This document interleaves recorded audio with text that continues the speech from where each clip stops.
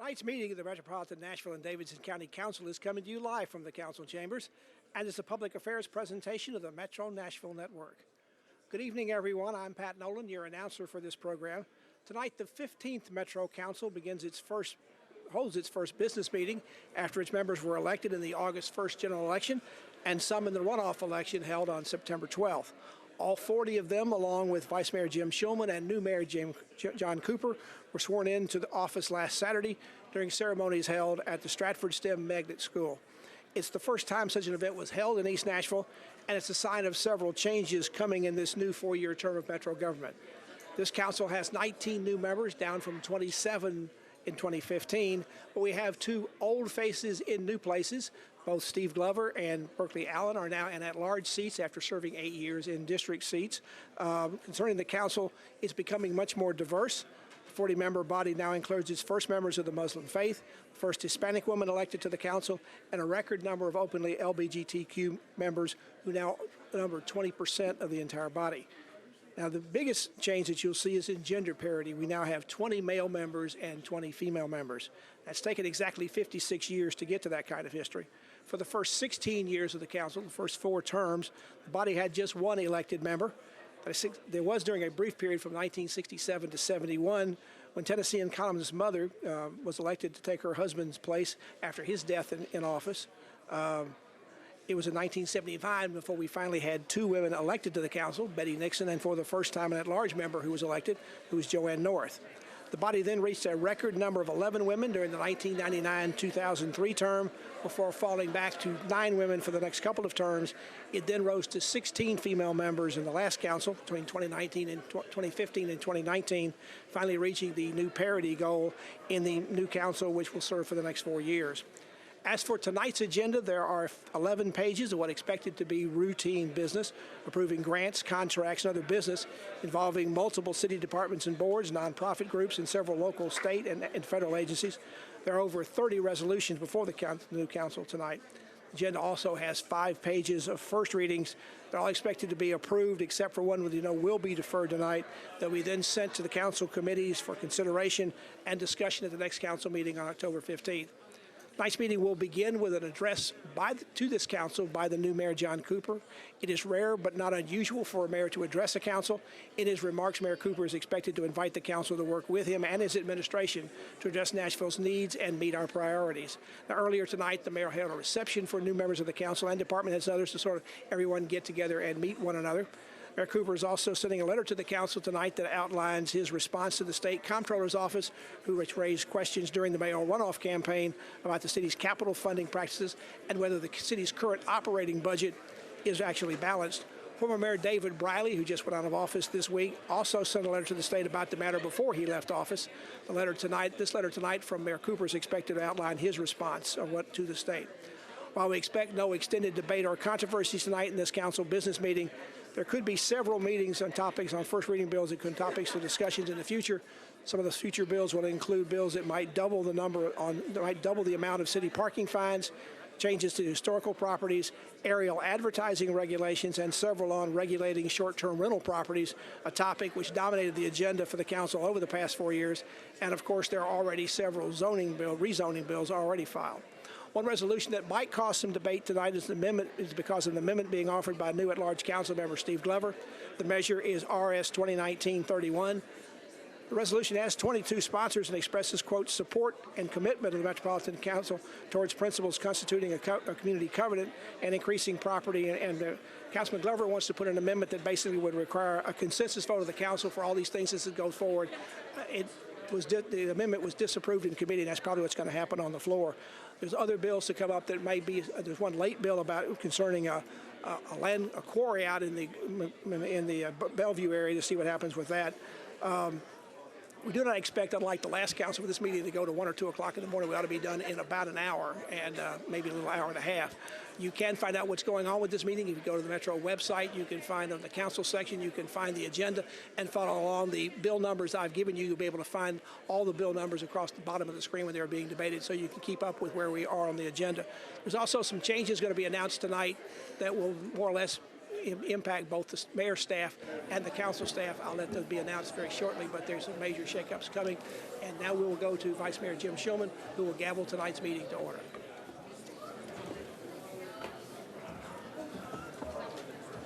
Okay.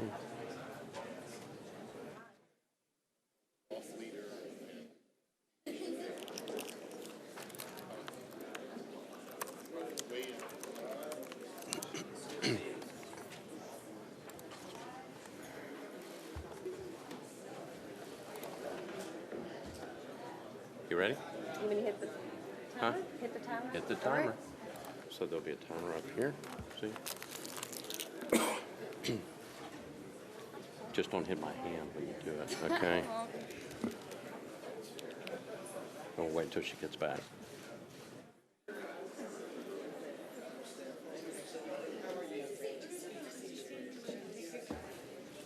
Are y'all good? Lisa? You good?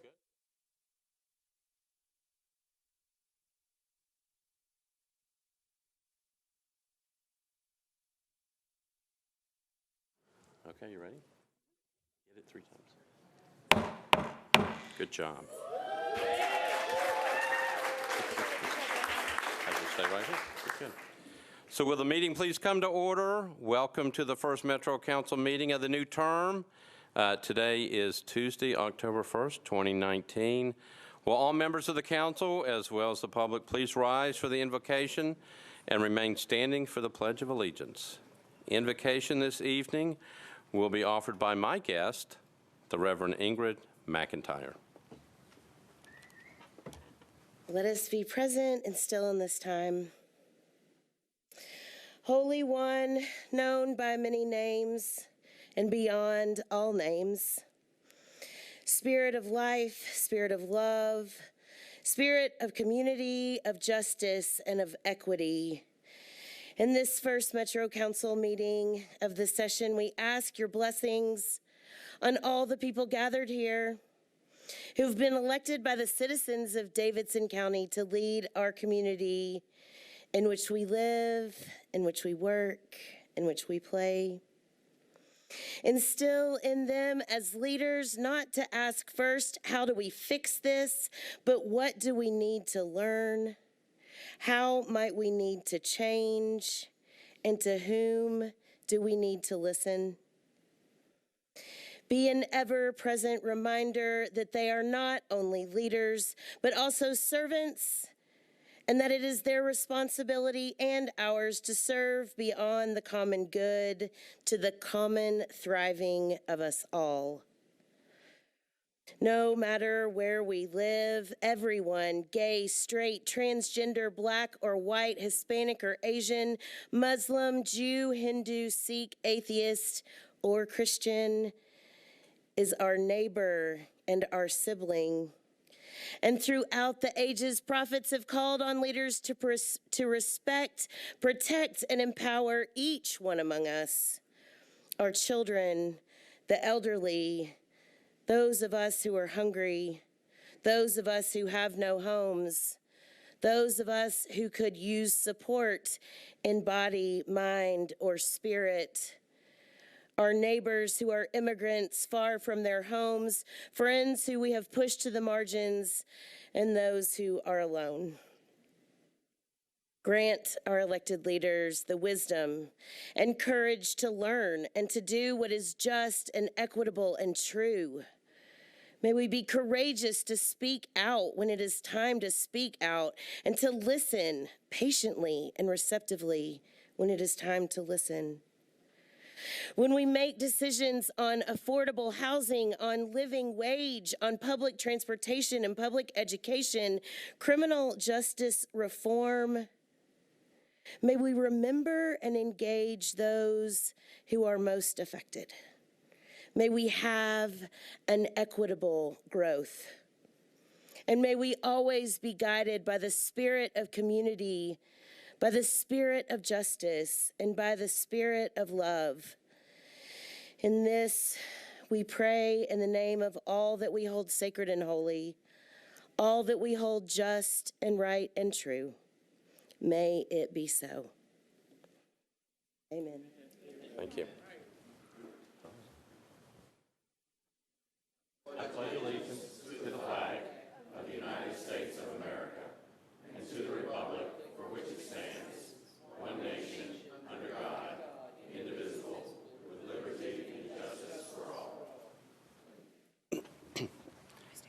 Y'all may be seated.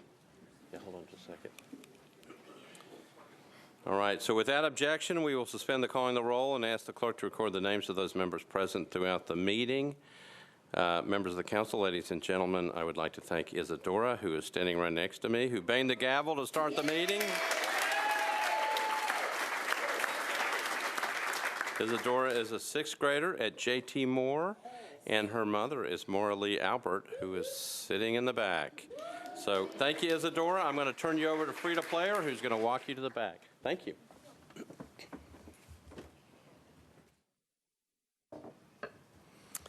So there are no minutes that need to be approved tonight. One item before we proceed. Council member Angie Henderson's father, Pat Emery, passed away last night. So I'd ask you to please remember Angie and her family at this really, really sad time for her. So members of the council, ladies and gentlemen, it is my great honor to welcome back to the council floor the Honorable John Cooper, the Mayor of Nashville and Davidson County.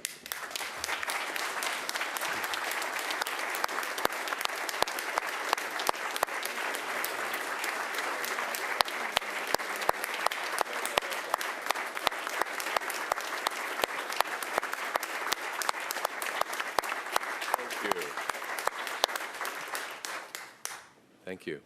All right.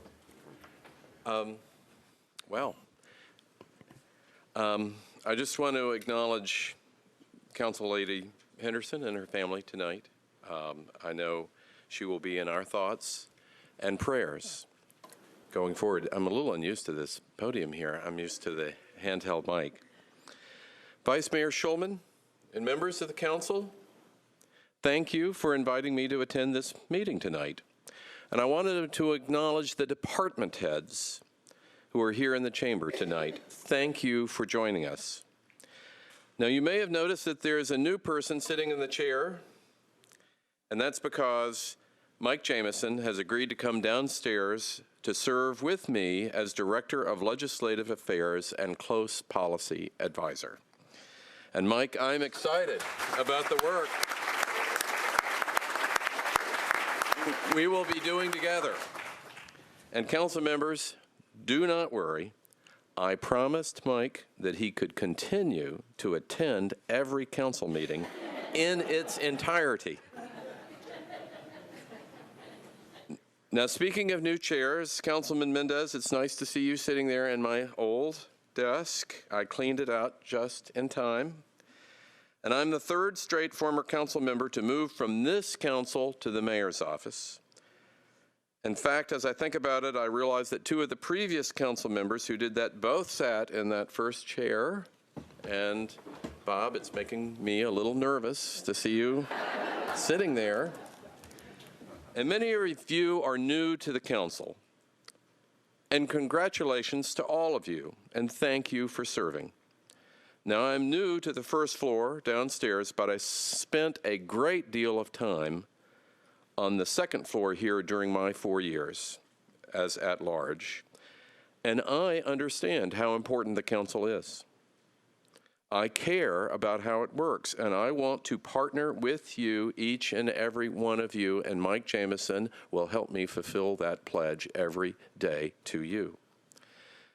Now, at the inauguration on Saturday, I described this moment as a commissioning, a coming together for a common purpose.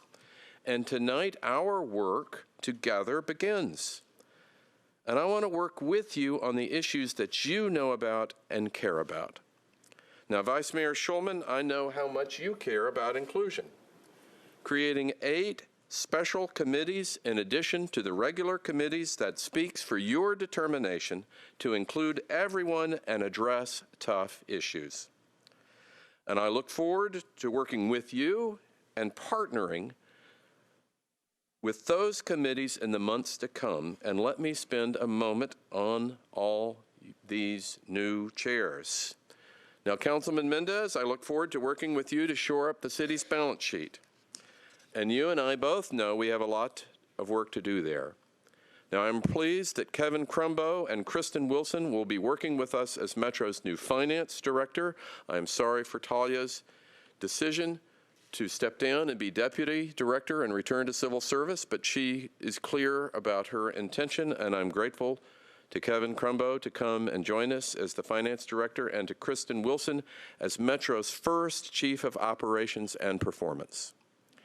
Now, Council Lady Hurt, during your years on the council, you've always kept us focused on fairness and inclusion, and I share your commitment to Jefferson Street, and I am committed to ensuring that Nashville's African-American community benefits from growth. And Council Lady Allen, I look forward to working with you and the Ad Hoc Affordable Housing Committee, and getting housing policy right is a task that will benefit from an engineer's mind. And Councilman Glover and Council Lady Suara, I'm excited to have both of you on the council, and I'm excited that you are both sitting across from each other here in the council chamber. And I hope when it is time for the two of you to lead the opening prayer, you will hold hands and do it together. And what a wonderful moment that will be for our city. There's so much talent on this council, and among the committee chairs, Council Lady Henderson, I look forward to working closely with her when she returns, and I know we will collaborate on issues such as protecting Nashville's tree canopy. And Councilman Hager, as chair of Parks and Library and the Arts Committee, I am fairly sure that a certain non-ADA compliant community center in Old Hickory is going to get some improvements. But our wonderful library system is also part of his jurisdiction, and we need to keep it really as it is the greatest in the United States. Councilman Swope and Councilman Sledge, I know we will work closely on the convention center and the fairgrounds. Now, education is, of course, a critical issue for this city, and there's a reason my first meeting as mayor was with Director Adrian Battle of MMPS. Now, the fact that a former teacher, Council Lady Porterfield, is chairing the Education Committee is a wonderful thing, and I look forward to working with you to support our teachers and our children. And Councilman Cash, I know that you and I will be talking about parking. Given your many years at Hume Fogg, I'm sure we'll be talking about education too. Now, planning and zoning is central to the challenges that Nashville faces, and Council Lady Murphy, I look forward to working with you on these issues. Now, Council Lady Benedict, I want to thank you personally for hosting the inauguration on Saturday. And I look forward to working with you on supplier diversity and LGBTQ issues. Our LGBTQ members and our minority and veterans caucuses add so much to this council. To those of you who attended this event on Saturday, you may have noticed something, that Council Member Benedict's comments, Vice Mayor Schulman's comments, and my own all sounded common themes. That similarity is such a hopeful thing, and it means we're all hearing the same concerns. We're thinking about the same problems, and now we need to work together on solutions. Now, just on a personal note, I do want to say, I wonder if Councilmember Young is going to continue Councilman Pardue's tradition of calling for the question. I'm sure there will be other council members vying for that honor. Now, I want to talk to each and every one of you. My office will reach out to schedule meetings, so let's talk, and let's keep talking in the weeks and the months and the years to come.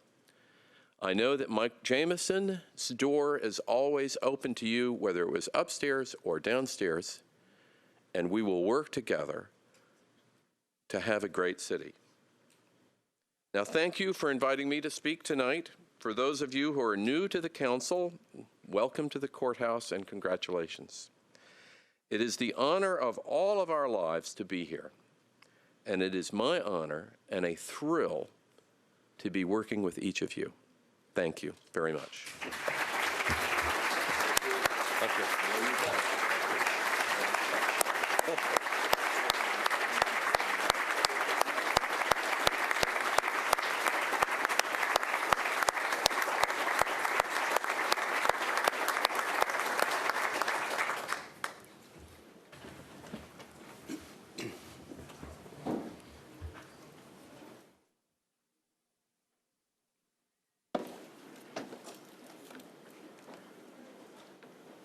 Give the clerk's office just a minute to get back into their chairs.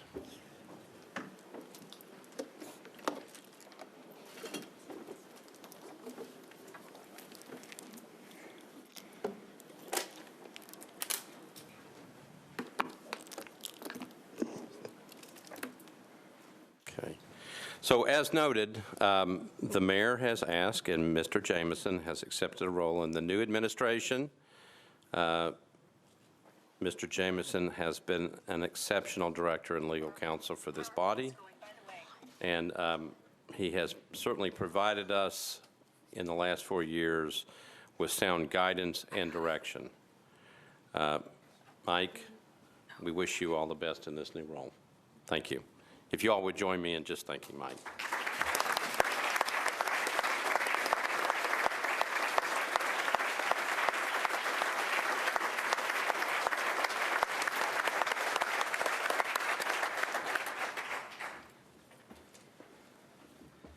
And I believe that the mayor said that you would be attending all the meetings of the council and not leaving it, particularly the late night ones where we stay here until like 1:45.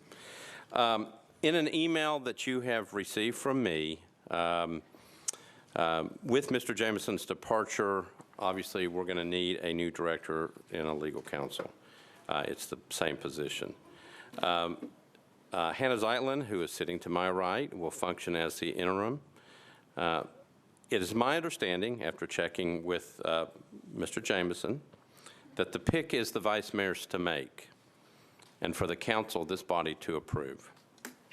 Because of the extremely unique role that the director and the council plays, and because of the need to find someone quickly who can assume this role, I have asked, and he has accepted, pending council approval, Mr. John Cooper, not the one who was just here, the other one, Jon Cooper, the lawyer. Mr. Cooper has accepted the role to come back and assume the role of the director and legal counsel of this body. I can't say enough about Mr. Jameson. I can't say enough about Mr. John Cooper. He has served with distinction ever since he got out of law school. He has served in the role of the director.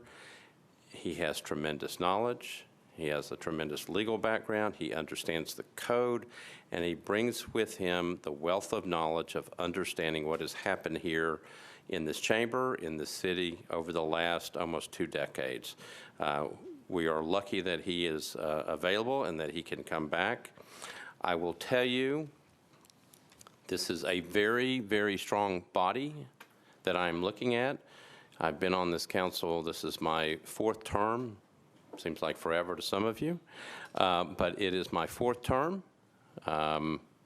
This is a very strong council, and I can tell, based upon particularly some of the newer members, that they are ready to get started. Bringing Mr. Cooper in allows us to keep on going. And again, this matter, again, it's a pick made by the vice mayor. It has to be approved by the council body. It will be taken up before the executive committee at a meeting that's been called for this Thursday at 5 p.m. in Committee Room 1. Now, the Executive Committee is a committee made up of all the chairs of the standing committees.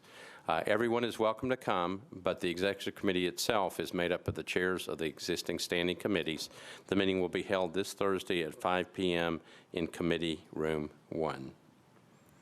Any questions about that at this point? All right, seeing none, so I am now going to go to Councilmember Rosenberg, who is the Rules Committee Chair. Councilmember Rosenberg, you are recognized for a motion on the Rules of Procedure. Thank you, Mr. President. So we as a council operate under rules of procedure that we establish at the beginning of each term. It dictates things like deadlines, meeting agendas, and committees. And the Rules Committee and any other interested parties will be working to develop permanent rules of procedure to govern the term with the intention of bringing those to the council for a full vote by December 3rd. Ms. Zeitlin, could you summarize every rule? I'm just kidding, I'm sorry. In the interim, the recommendation made in the consultation with Vice Mayor, our now former director, Chairman Mendez and I, is that we use last term's rules with the exception of Rule 17 until we establish permanent rules. All this is on your desks, by the way. Rule 17 addresses the capital improvement budget requests And the change we're proposing is a 2-week extension of the deadlines in that rule, since the term is just starting and members have asked for additional time to assemble their requests for their respective districts. So with that, Mr. President, I move that the council adopt the 2015 through 2019 council rules of procedure in place at the end of the previous council term, with the exception of Rule 17 as previously stated, as the temporary rules of procedure of the Metropolitan Council until such time as the 2019 to 23 permanent rules are adopted by the council. All right. Thank you, Councilmember.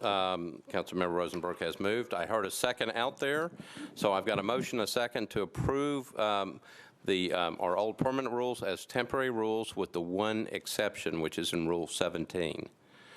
All right, so motion second. Any discussion on the motion? All right, seeing none, all those in favor say aye. Opposed, no. You adopt. Thank you. Thank you, Councilmember Rosenberg. All right, so I have several announcements for you at this time. If you will listen carefully, I'm going to go through this slowly. Let me know if you have any questions. There are a series of vacancies that have arisen or that just come at this time at the beginning of a term. I'm going to go through these with Ms. Zeitlin's help and make sure that you understand what's coming up in the next 2 meetings. Make sure we've got all this in front of you. I will tell you that these vacancies have been previously announced in separate memorandums sent to you on September the 24th and September the 30th. All right, so here goes. If you have a question, just hit your button. So I am hereby tonight formally announcing vacancies in the following offices. Metro School Board, District 7. That seat was previously held by Mr. Will Pinkston, who has resigned that office. So Metro School Board, District 7, there is a vacancy open there. There are 3 vacancies open on the Industrial Development Board. Again, 3 vacancies on the Industrial Development Board. In just a minute, I'll tell you when these things are going to come up. There are 3 vacancies on the Community Education Commission. These vacancies are typically, and maybe by charter, these are for folks that are not on the council. You can nominate individuals from your district, from outside, for these particular positions. Also coming up is the election of our President Pro Tem. The Pro Tem serves if something happens to me. If someone tries to stop me from getting in the door, the Pro Tem will take this chair. We will select that coming up. Planning, Zoning, and Historical Committee Chair, which also serves as the Planning Commission representative. The Traffic, Parking, and Transportation Committee Chair, who also serves on the Traffic and Parking Commission. Those are both individuals selected by this body, from this body.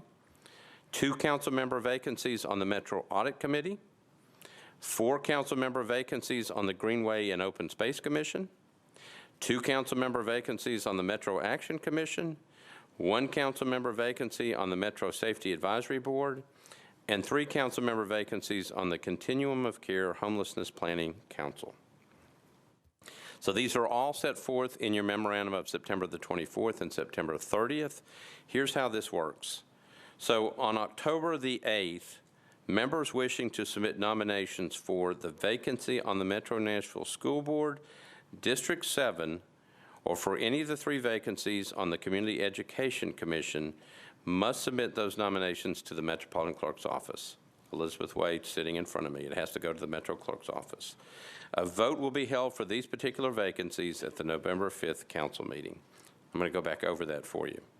October 8th, members wishing to submit nominations for the vacancy on the Metro Nashville School Board, District 7, or for the 3 vacancies on the Community Education Commission, those nominations must be in by October the 8th to the Metropolitan Clerk.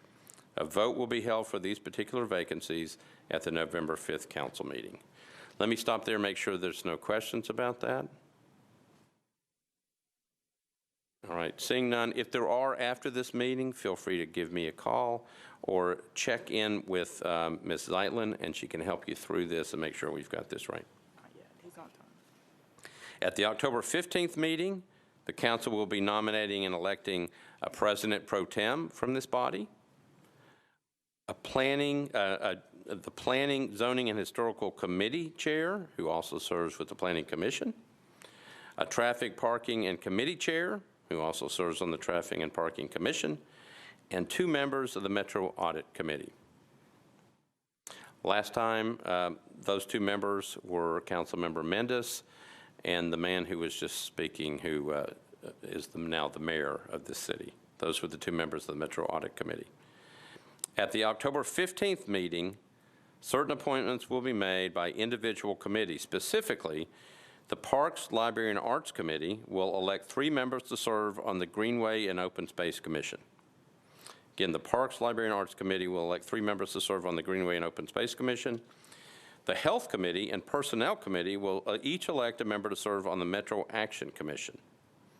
And the Public Safety Committee will elect a member to serve on the Metro Safety Advisory Board.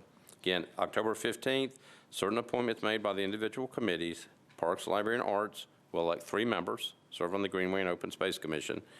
The Health Committee and Personnel Committee will elect each a member to serve on the Metro Action Commission. And the Public Safety Committee will elect a member to serve on the Metro Safety Advisory Board. Additionally, at the October 15th meeting, nominations will be taken for 3 vacancies on the Industrial Development Board. Again, these are not council members, these are from outside. The vote to fill these vacancies will be held at the November 5th meeting. Again, you have memorandums outlining these deadlines and other process requirements. Check those materials, contact the office, the council office, if you have additional questions. Any questions about that? I know it's a lot of information. Look at your memorandums. These nominations are coming up. Don't miss the deadlines if you have people you want to nominate. If there are any questions, please give Ms. Zeitlin a call in the council office. Any questions before I go on? All right. Seeing none. Did I miss anything, Ms. Zeitlin? Okay. All right. Tonight, we have 3 presentations. Typically, we only allow 2, but we had 2 coming from the same place, Vanderbilt, and so we asked them if we could do them on the same night. Unless there's an objection, we will proceed. Any objection? Seeing none, we are going to start with Councilmember Allen. The way this works, new members, is that you see everybody getting up and walking to the back. Does not mean that you can leave. It means that you're going back to be a part of the presentation.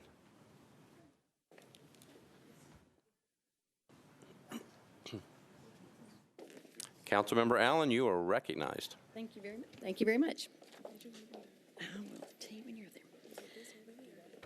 But not yet. We are reading a resolution, RS 2019-1865, honoring and commending Nicholas S. Zeppos upon his outstanding leadership and many accomplishments as Chancellor of Vanderbilt University.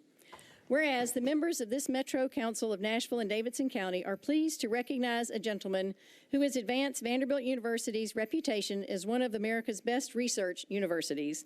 And whereas Vanderbilt University Chancellor Nicholas S. Zeppos stepped down from this important post in August 2019 after more than a decade of inspired leadership. And whereas Mr. Zeppos began serving as Chancellor in 2008 in the midst of a historic national financial crisis and navigated the university through the Great Recession, he leaves this leadership role in an era of growing prestige and accomplishments at Vanderbilt. And whereas Chancellor Zeppos implemented Opportunity Vanderbilt, an expansive financial aid program that eliminated need-based loans for undergraduate students. To date, his signature initiative has supported 10,000 students and raised more than $400 million for scholarships, resulting in the recruitment of the most accomplished and diverse students in the university's history. And whereas Vanderbilt University's pool of applicants has more than doubled, a 93% increase, and its national rankings have climbed to new heights, 14th in the U.S. News and World Report rankings, and 10th in the Reuters assessment of the world's most innovative universities. And whereas through its $600 million planned investments in residential colleges, Vanderbilt, under Chancellor Zeppos' leadership, is transforming West End Avenue. The facilities under construction have deep and deliberate roots to Nashville and Tennessee. More than 300 local craftsmen and craftswomen worked on the E. Bronson Ingram project. 85% of the subcontractors on the project were local, and 10% were minority and women-owned enterprises. Locally sourced sandstone from Crab Orchard, Tennessee, near Crossville, was used extensively throughout the college. And whereas Chancellor Zeppos has led the development of a transformative strategic land use plan, Future VU, which is modeling sustainable building practices and innovative transportation solutions as part of the university's commitment to support Nashville and Middle Tennessee's environmental health and vitality. And whereas Chancellor Zeppos has been a vocal advocate for making both Vanderbilt and the city of Nashville welcoming and supportive environments for all, and he has engaged with community organizations in the support of his commitment, notably serving on the board of directors for Conexión Américas. And whereas under his watch, the percentage of minority first-year students has nearly doubled from 22% to 42.2%, and whereas Chancellor Zeppos has led efforts to honor and tell the story of Nashville native Perry Wallace, who broke the color barrier in Southeastern Conference basketball. And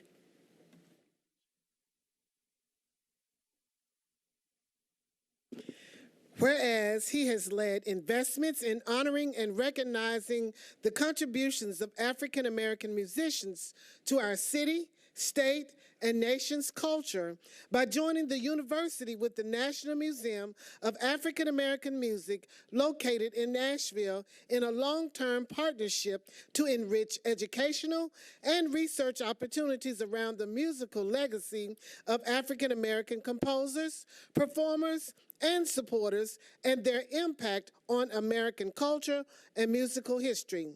The university's pledge of foundational support, which totals $2 million in-kind contributions and direct financial support, will expand the museum's archival collection, contribute to innovative programming, support the completion of the facility, and more.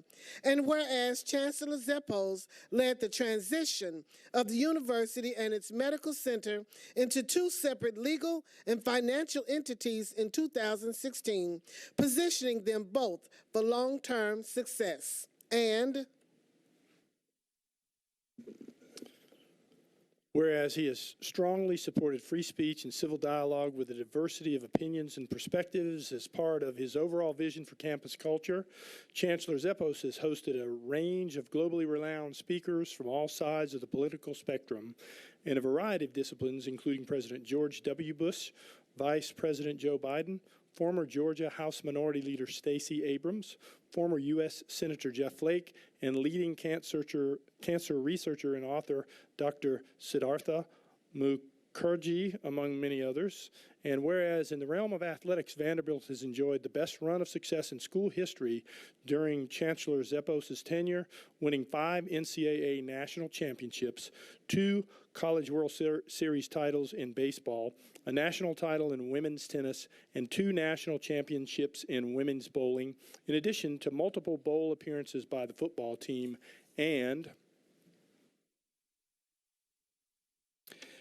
whereas Chancellor Zeppos first arrived in Nashville in 1987 to serve as an associate professor at Vanderbilt's law school, and whereas he eventually moved into Vanderbilt's administration, serving the university in various roles, including associate dean of the law school and associate provost for academic affairs. In 2002, he was named the university's provost and vice chancellor for academic affairs.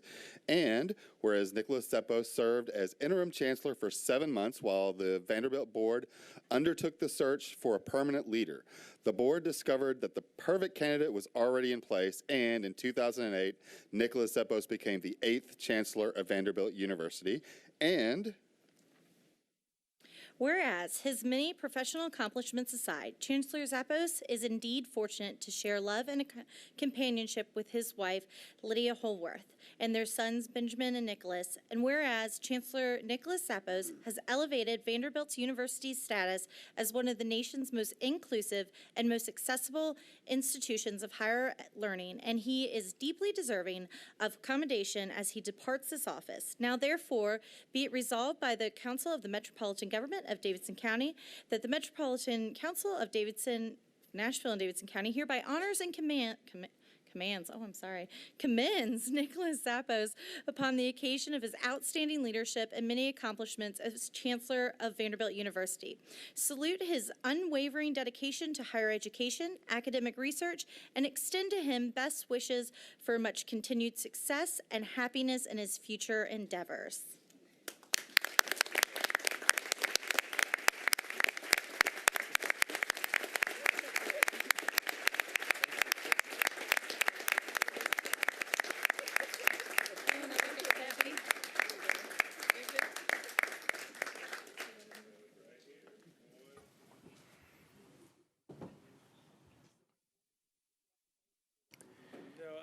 Chancellor Zappos, you are recognized. I think the speeches should be given on the other side of the bar here. And I am an old appellate lawyer, so you might have to put the red light on. But I will simply say I came here in 1987 to raise a family and to try to contribute to Vanderbilt and the community. And this is really an honor I thought I'd never receive. I certainly never thought I'd be the chancellor. I will simply say that when I sit with my peers from Name the Great School, they always talk about, oh, the city council, doesn't listen to us, or we don't know who's on it, and I say we have a beautiful partnership because the city does well, that means Vanderbilt thrives. And if Vanderbilt can contribute to the equality, to the education, to the spirit of a healthy, loving community, then so be it. What a beautiful partnership. So I believe that the relationship that you have forged and you will continue to forge is very much part of our success. And the values you articulated, the values that you talked about in the election are very much our values. Education, equality, access, not discriminating. We are very much in partnership with you on mission and on values. So thank you very much. I look forward to being a citizen and being an informed citizen, but I am very humbled and I appreciate all of these very kind words. Thank you. Thank you, Chancellor.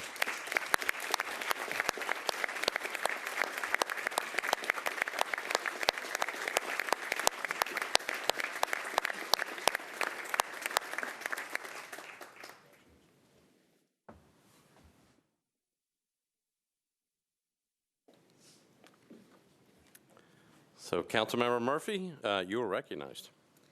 Thank you. This one is for Coach Corbin and the Vanderbilt baseball team. So if anybody would like to join us, I know that we have some other Vanderbilt baseball fans. Kevin Roden is not paying attention, but he's welcome to join us if he wants. So, Russ, I will let you begin here. All right, thank you. I'm honored to be able to kick this off. We're all recognize the championships and the many wins that Coach Corbin has brought to Vanderbilt University. But most importantly, it's important to recognize the contribution that him and his wife, Maggie, have made to the development of the lives of young men and everyone associated with that program. So we're very proud to recognize that. A resolution recognizing and congratulating the Vanderbilt University Commodores baseball team and Coach Kim Corbin on winning the 2019 NCAA Division I National Championship. Whereas the Vanderbilt Commodores baseball team under the leadership of Coach Tim Corbin won the 2019 NCAA National Division I Championship, the university's second national title under Coach Corbin. And whereas the Commodores' victory on June 26, 2019 at the College World Series in Omaha, Nebraska, culminated a season of extraordinary accomplishment. And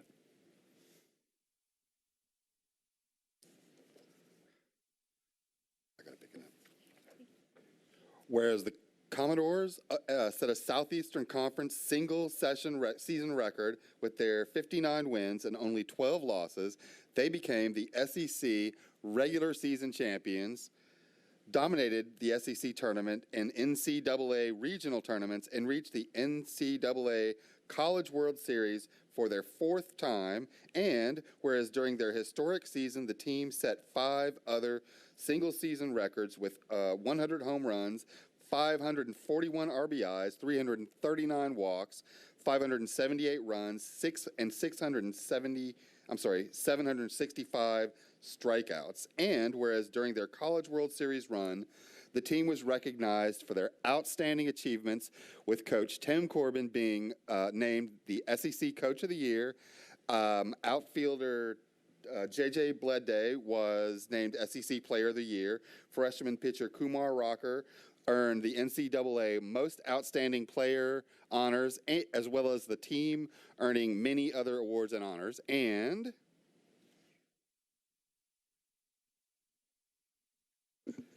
whereas, in addition to the leadership of head coach Corbin, the Vanderbilt University baseball staff includes assistant coaches Scott Brown and Mike Baxter, volunteer assistant coach David Macias, sports performance coach Chris Ham, athletic trainer Tracy Campbell, director of baseball operations Brooks Webb, director of player development Brandon Barak, video coordinator Josh Rotsky, equipment manager Kevin Collins, and administrative assistant Casey Strangle. And whereas this championship Commodore team is composed of the following outstanding players, and the list is long: exemplary young men, Harrison Ray, Cooper Davis, Philip Clark, Tay Collick, Isaiah Thomas, Mackenzie Stills, Ethan Paul, Matt Hogan, Dominic Keegan, Kiamba Frentress, Austin Martin, Walker Crisanti, Pat DeMarco, Stephen Scott, Ty Duval, Tyler Brown, Julian Infante, Michael Sadborn, Ethan Smith, Cam McMillan, Patrick Raby, Sterling Hayes, Justin Willis, Hugh Fisher, Eric Kaiser, Zach King, Jackson Gillis, John Malcolm, Jake Eder, Justin Henry Malloy, Austin Becker, Mason Hickman, Chance Huff, A.J. Franklin, Luke Murphy, J.J. Blade, Joe Galabot, Drake Fellows, Coomer Rocker, and Jason Gonzalez, and the list goes on and on and on, but we'll stop there. Just kidding. I guess I should have printed this a little bit bigger for everybody, but I gave you all the hard parts just to test you out. So, whereas baseball players at Vanderbilt University epitomize all that is good in today's student athlete, and where they have achieved a premier level of success in competition and academics, their preservation, determination, work ethic, and talent have not only made a champion baseball season, but bodes well for their success in the future. And it is indeed appropriate to honor the Vanderbilt University Commodores baseball team and coaches at this time. And whereas it is fitting and proper that the Metropolitan Council recognizes and applauds the Vanderbilt baseball team for their extraordinary achievements, both on and off the field, while setting an example for the youth of the community. Now let it be therefore resolved by the Council of the Metropolitan Government of Nashville and Davidson County, we hereby go on the record as recognizing the Vanderbilt University Commodores baseball team, staff, and head coach Tim Corbin for winning the 2019 NCAA College World Series. And I'm fortunate enough to have both these gentlemen in my district, so thank you.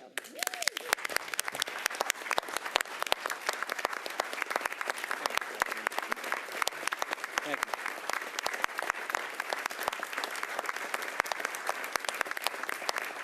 Thank you. First off, I apologize for having to sit through the lengthy resolution. If I knew it was going to be that long, I would have told the players to slow down on the records. But nonetheless, it's an honor to stand up here tonight to be honored with my friend and Chancellor Zeppos. I say that because if you look at supporters of our program, he's the largest one. I've been at Vanderbilt for 18 years, and for us to do the things that we've done have been made possible by the gentleman to my right. I love him for everything that he stands for. He's been a great friend to Maggie and my wife, and I just appreciate the years of service that he's given the university as well as the community. That being said as well, I appreciate the honor, honoring Vanderbilt University, the athletic department, and specifically our baseball program.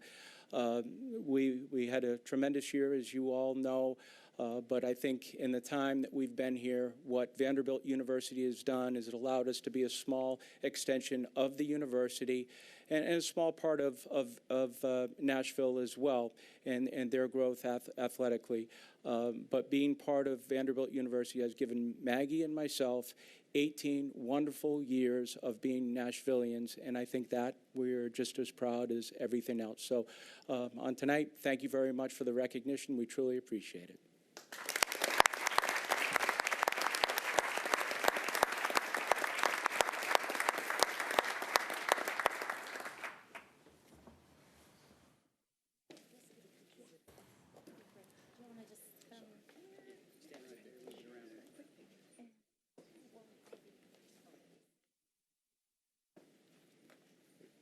We skipped the second page.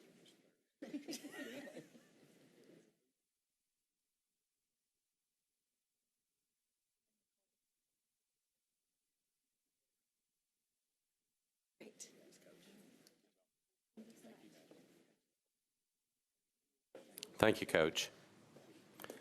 The last presentation of the night, Councilmember Van Rees, you're recognized. Thank you very much.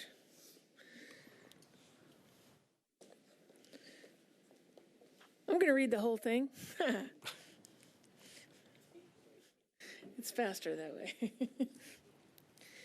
Good evening. I am proud to read this resolution on behalf of the 70th anniversary of the Circle Players. The Circle Players practice, rehearse, and cause all kinds of mischief in District 8, and so I'm happy to have them with us tonight. Also, they perform and have for several years at Luby Theater, so I have my new colleague here from District 3, Jennifer Gamble, joining me. And yeah, because I have a feeling you're going to sneak up on me a lot. This was okay, resolution number 2019-1899, a resolution commemorating and honoring Circle Players on the occasion of their 70th season, promoting public education, appreciation, and enjoyment of dramatic literature, stagecraft, fine arts, and the theater throughout Nashville, Davidson County, and Middle Tennessee. Whereas Circle Players is the oldest continuously operating arts organization in Middle Tennessee, now entering their 70th season. Whereas Circle Players began in 1949 when an ambitious group of volunteer actors, directors, producers, designers, and stagehands founded the company on a stock-owned ownership basis. The first few years of production were spent in various locations in Nashville, among them the Hermitage Hotel, the downtown YMCA, and perhaps most interestingly, an old gambling den at 2nd Avenue and Broadway. And whereas in the mid-1950s, the leadership decided Circle Players would be best operate as a state-chartered nonprofit arts organization. This all-volunteer organization, which includes artist members and the board of directors, operated for 26 years in the basement of what is now the Bluebird Cafe on Hillsborough Road. In 1980, Circle Players became the first resident company in the new Tennessee Performing Arts Center, presenting shows in the Johnson Theater throughout and into 2004. And whereas Circle Players has continued to provide quality productions at various venues, including TSU, Cox Lewis Theater, the Luby Theater, Keaton Theater, Lipscomb Chamberlain Theater, and Vanderbilt Surratt. And whereas Circle Players is proud of its distinction as not only one of Tennessee's oldest community theater companies, but Nashville's oldest nonprofit volunteer arts organization. Nashville's oldest nonprofit volunteer arts organization. For 70 years, the company has produced over 500 musicals, comedies, dramas, and recent Broadway hits. Circle volunteers, the artist members, have been and continue to be the backbone of the operation of the theater. Volunteers give time and resources to work on stage, backstage, as ushers, and as house managers, or as members of committees, which provide support in play section, marketing, or fundraising. Among the more than 500 artist members are professionals across many industries and careers, and whereas now in its 7th decade of providing artistic and creative forum for all Middle Tennesseans, Circle Players remains a true community-based success, focusing on arts participation and arts access opportunities for all citizens of our community. And whereas the Circle Players mission statement declares that its aim is to promote public education appreciation and enjoyment of dramatic literature, stagecraft, fine arts, and the theater throughout the productions and through the productions of plays and by conducting other related activities.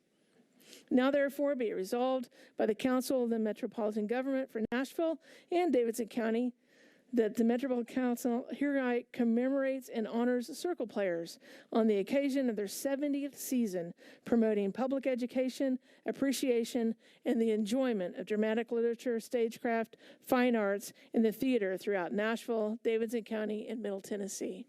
Congratulations.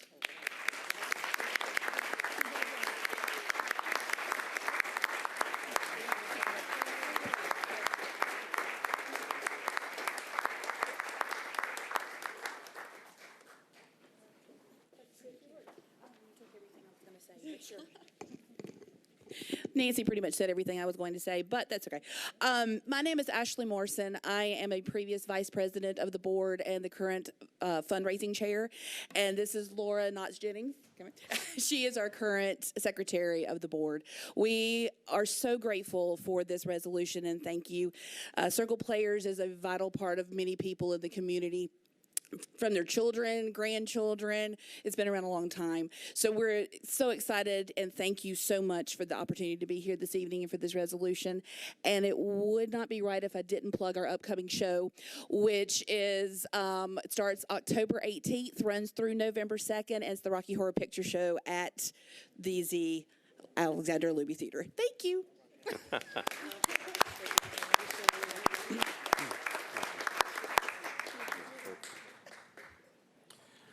All right, that completes our presentations for the night. Just a couple of other quick announcements before we get to the resolutions. We have a very, very special guest in the audience. I would like to recognize former council member and my good friend, Ludy Wallace. Councilmember Wallace.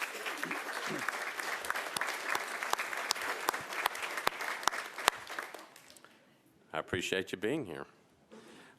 We have one other message from the mayor that the mayor did not read while he was here. Needs to be read into the record. Madam Clerk, you're recognized. Dear Vice Mayor Schulman and members of the council, please find attached the State of Tennessee Report on Debt Obligation, Forms CT-0253, required to be submitted to the local legislative body and filed with the state following the issuance of debt. These reports are for the issuance of interfund tax anticipation notes not to exceed $154 million, authorized by Metropolitan Council Resolution Number RS 2019-1726. Also attached is the Tennessee Comptroller of the Treasury's August 30th, 2019 approval letter for these tax anticipation notes. The letter is required to be provided to the Metropolitan Council at their next meeting. As always, we appreciate the Metropolitan Council's support on these issues. Sincerely, John Cooper, Mayor. Thank you, Madam Clerk. Just been handed a note. I didn't see her. Former council member Salita Holloway is here. Councilmember Holloway, welcome.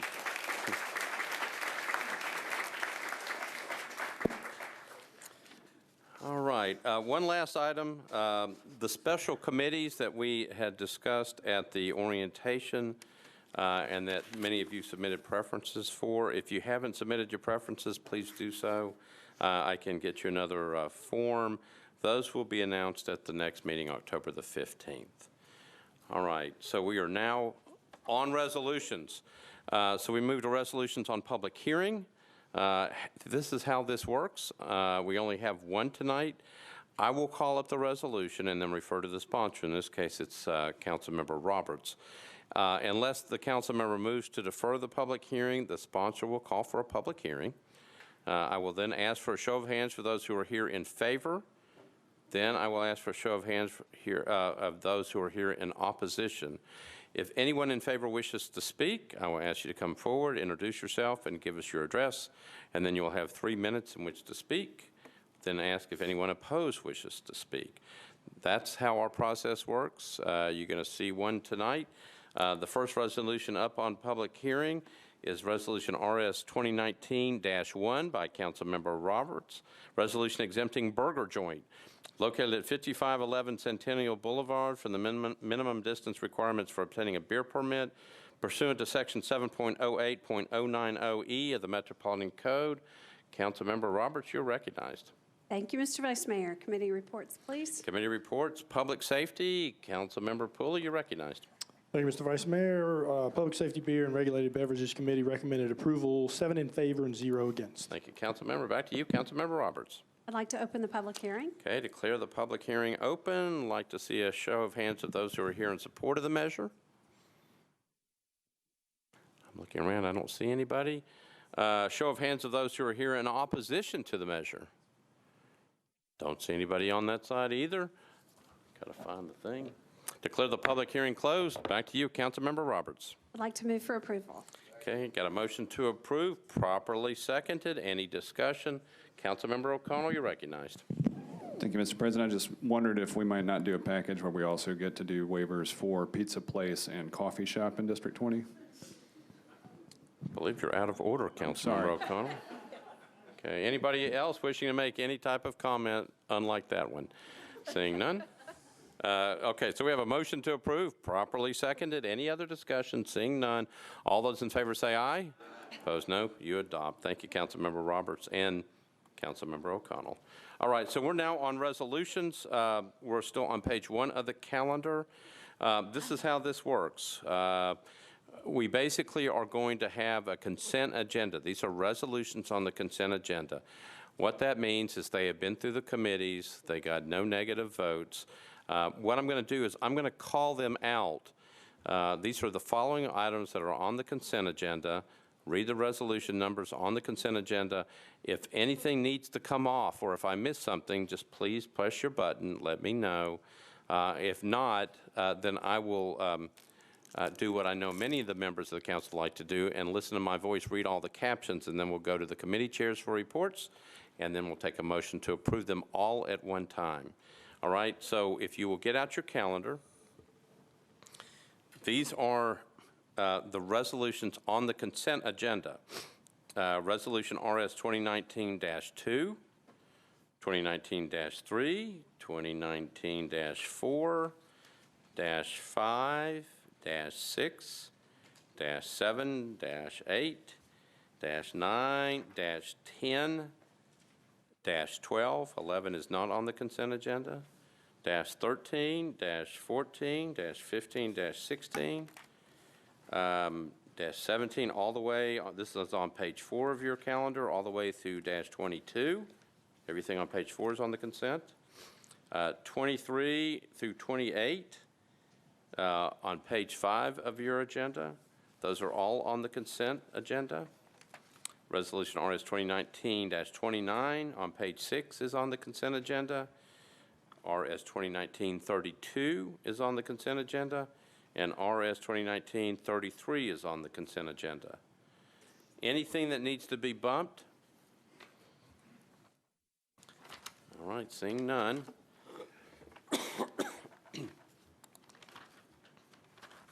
All right, so here's what I do. I'm going to read the caption. I'm just going to keep reading. All right.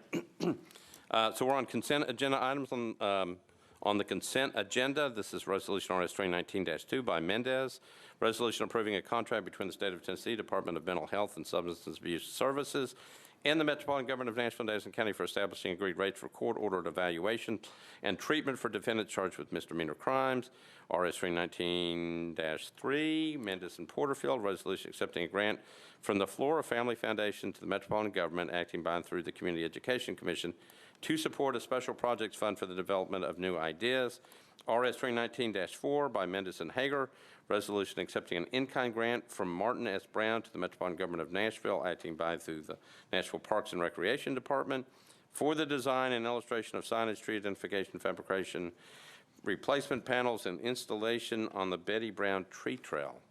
RS 2019-5 by Mendez and Hager. Resolution accepting a grant from the Nashville Public Library Foundation to the Metropolitan Government of Nashville and Davidson County, acting by and through the Nashville Public Library to support youth internships through the Opportunity Now initiative. RS 2019-6 by Mendes and Hurt.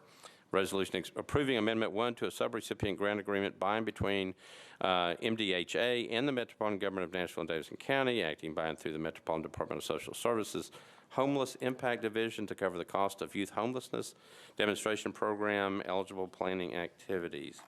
Resolution RS 2019-7, resolution approving Amendment 1 to a grant from the State of Tennessee Department of Health to the Metropolitan Government, acting by and through the Metropolitan Board of Health to provide chronic disease prevention and management services to reduce risk associated with prediabetes, type 2 diabetes, or heart disease and stroke.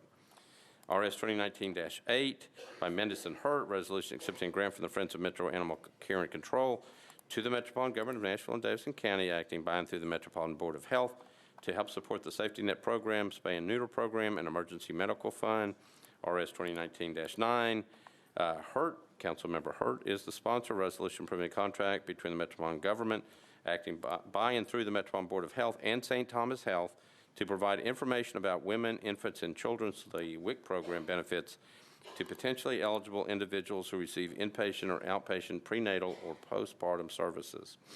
RS 2019-10 by Councilmember Hurt, resolution approving a data sharing agreement between the Metropolitan Government, acting by and through the Metropolitan Board of Health, and the Tennessee Department of Health to share opioid drug overdose data for program planning and public health intervention. Resolution RS 2019-12 by Councilmember Hurt, resolution approving a business associates agreement between the Metropolitan Government acting by and through the Metropolitan Board of Health and evaluation designed to provide safeguards to prevent the use or disclosure of protected health information. RS 2019-13 by Councilmember Hurt, resolution approving a resident clinical education agreement between the Metropolitan Government of Nashville and Davidson County, acting by and through the Metropolitan Board of Health and Vanderbilt University Medical Center to provide clinical teaching experiences to VUMC resident physicians. RS 319-14 by Councilmember Henderson and Mendez, resolution granting the Metropolitan Department of Water and Sewer Services authority to enter into memorandum of understandings with Metro departments for ongoing maintenance of stormwater control measures on Metro property and exempting Metro departments from the requirements of recording long-term maintenance agreements. Just checking, Councilmember Mendez, you signed on to these, I think, for Councilmember Henderson. Resolution RS 319-15 by Henderson and Mendez. A resolution amending ordinance number BL 2019-1553 to authorize the Metropolitan Government of Nashville and Davidson County to abandon existing sanitary sewer main and easements and to accept one sanitary sewer manhole and easement for two properties located at 2925 Sidco Drive and 4030 Armory Oaks Drive. Resolution RS 2019-16. Henderson and Mendez, a resolution approving agreements between the Metropolitan Government of Nashville and Davidson County and Harpeth Valley Utility District for water and sewer lines related to utility services at the Ford Ice Center in Bellevue. Resolution RS 319-17 by Councilmember Henderson and Mendez. Resolution approving agreements between the Metropolitan Government of Nashville and Davidson County and Harpeth Valley Utility District for water and sewer lines related to utility services at Nashville Fire Station number 37 in Bellevue. RS 2019-18 by Councilmember Mendez. Resolution authorizing the Metropolitan Department of Law to compromise and settle the personal injury claims of Evelyn Carey against the Metropolitan Government of Nashville and Davidson County in the amount of $90,000. Said amount to be paid out of the Self-Insured Liability Fund. RS 319-19 by Councilmember Mendez. Resolution authorizing the Metropolitan Department of Law to compromise and settle the personal injury claim of Don Williamson against the Metropolitan Government in the amount of $70,000. Said amount to be paid out of the Self-Insured Liability Fund. RS 319-20. Mendez, Pulley, and Nash. Resolution approving an intergovernmental agreement between the Metropolitan Government of Nashville and Davidson County by and through the Metropolitan Nashville Police Department and Williamson County, by and through the Williamson County Sheriff's Office for the distribution of state grant funds to assist with investigations of internet crimes against children. RS 319-21 by Mendez, Pulley, and Nash. Resolution approving an intergovernmental agreement between the Metropolitan Government of Nashville and Davidson County by and through the Metropolitan Nashville Police Department and the Tennessee Association of Chiefs of Police for the distribution of state grant funds to assist with investigations of internet crimes against children. RS 2019-22 by Mendez, Pulley, and Nash. Resolution approving an intergovernmental agreement between the Metropolitan Government of Nashville and Davidson County by and through the Metropolitan Nashville Police Department and the City of Spring Hill, acting by and through the Spring Hill Police Department for the distribution of state grant funds to assist with investigations of internet crimes against children. Resolution RS 2019-23, Mendes, Pulley, and Nash. Resolution approving an intergovernmental agreement between the Metropolitan Government of Nashville and Davidson County, by and through the Metropolitan Nashville Police Department, and Dixon County, by and through the Dixon County Sheriff's Office, for the distribution of state grant funds to assist with investigations of internet crimes against children. RS 2019-24, Mendes, Pulley, and Nash. Same type of intergovernmental agreement between the Metropolitan Government, Davidson County, through the Metropolitan Nashville Police Department, and the City of Cookeville, by and through the Cookeville Police Department, for the distribution of state grant funds to assist with investigations of internet crimes against children. RS 2019-25, Mendes, Pulley, and Nash. Resolution approving a contract between the Metropolitan Government of Nashville and Davidson County, by and through the Metropolitan Nashville Police Department, and Promega, for the procurement of Promega consumables to be used for testing in the forensic biology unit of the MNPD Crime Lab. RS 2019-26, Mendes, Pulley, and Nash. Resolution approving an application for the Edward Byrne Memorial Justice Assistance Grant from the U.S. Department of Justice to the Metropolitan Government of Nashville and Davidson County, acting by and through the Metropolitan Nashville Police Department, for specialized training and equipment to ensure personnel maintain needed certifications for criminal investigation and crime reduction initiatives. RS 2019-27, Mendes, Pulley, and Nash. Resolution approving an intergovernmental agreement by and through the Metropolitan Government of Nashville and Davidson County, acting by and through the Metropolitan Nashville Police Department and Nashville State Community College for extra duty police services. RS 2019-28, Mendes and Pulley. Resolution approving a contract between the Metropolitan Government of Nashville and Davidson County and Zoll Medical Corporation to provide cardiac monitors, automated external defibrillators, accessories, and performance of preventative maintenance and repairs for the Nashville Fire Department. Resolution RS 2019-29, Mendes and Pulley. Resolution approving an application for a Homeland Security grant from the state of Tennessee, Tennessee Emergency Management Agency, to the Metropolitan Government of Nashville and Davidson County, acting by and through the Office of Emergency Management. Resolution RS 2019-32 by Syracuse, a resolution urging the President of the United States Congress, and the Tennessee General Assembly to enact legislation securing the citizenship of internationally adopted adult individuals. And Resolution RS 2019-33 by Councilmember Rosenberg, a resolution approving the election of certain notary publics for Davidson County. Anything that needs to be bumped off the consent calendar? All right, seeing none, here's how we do this.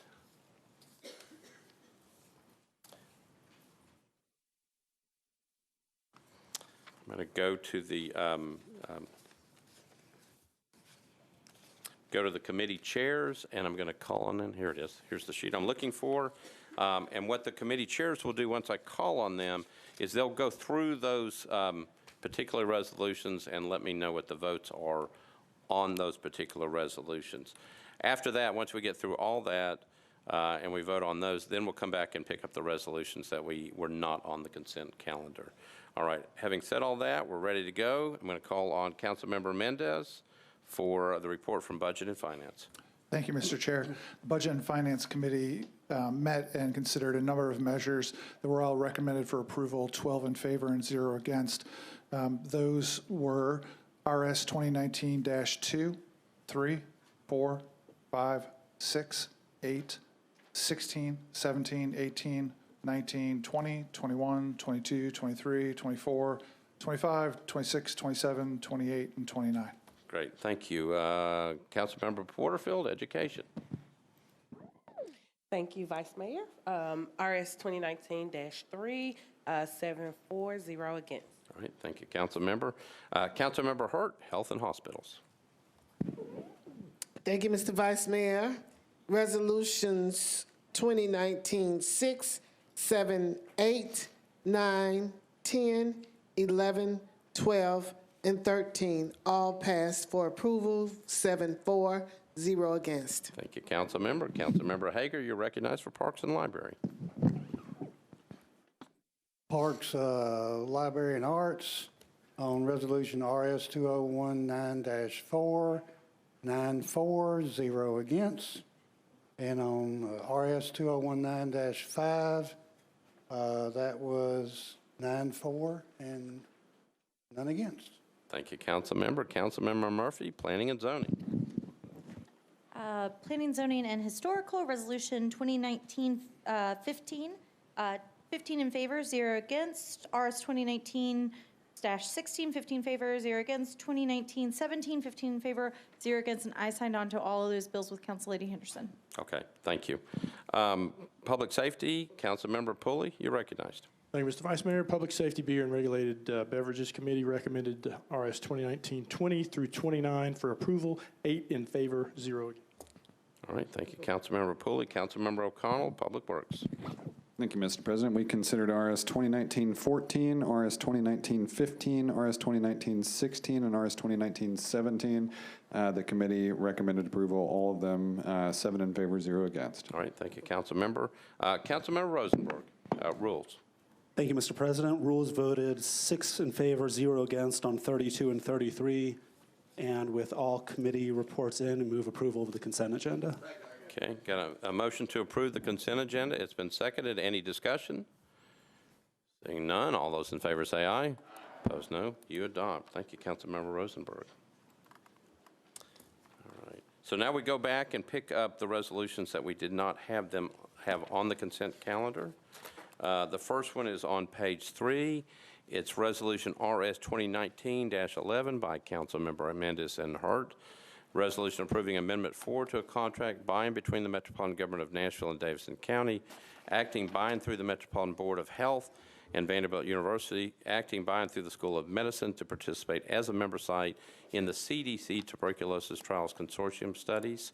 Councilmember Mendez, you are recognized. Thank you. The Budget and Finance Committee voted 11 in favor, 0 against, with 1 abstaining. And I think there's one other committee report I need. Yeah, that's Health and Hospital. Councilmember Hurt, we're on 2019-11. Yes, Health and Hospitals and Social Services Committee voted 7 for, 0 against. Okay. Back to you, Councilmember Mendez. Move approval. Okay, got a motion to approve, properly seconded. I'm looking for the actual, so this is just an explanation. Rule 38 requires the chair shall call for a roll call vote when, 2, there's any abstention or negative vote on a resolution or on an ordinance on second or third reading. All right, so we are going on a roll call vote because there was an abstention. All right, any questions about that before we vote? Any questions about the resolution? All right, seeing none, Madam Clerk, we open the machines. So the way you vote is you take your pen and you hit it.